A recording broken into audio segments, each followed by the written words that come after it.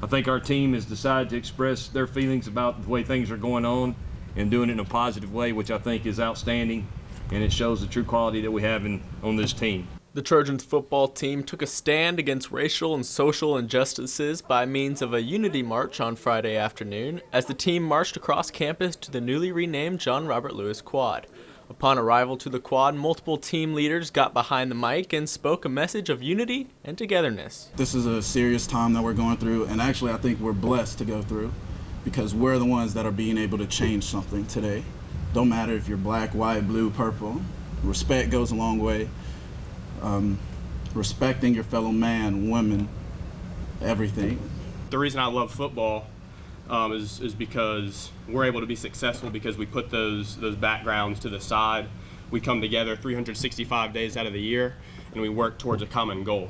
You know, that's how it needs to be in this issue of racial injustice. Troy University has already made tangible changes to the campus this semester by the renaming of Bibb Graves Hall after the late representative and boy from Troy, John Robert Lewis, who passed away in July.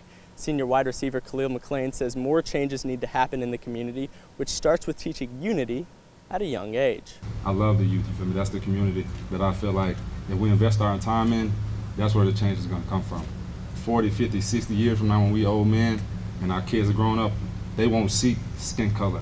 They won't see anything, you feel me, but the blood, you feel me, that we got in our veins. Brigadier General and Troy University Board of Trustees member Edward F. Croyle also spoke after the march and acknowledged the football team's impact on the community. I couldn't be more proud of you because you are defined not only by what you do on the football field, but what you do off the field as well. While the Trojans' football season has seen a delay to start, the team's presence was made well known after their march across campus on Friday. Sam Granville, Troy, TrojanVision News.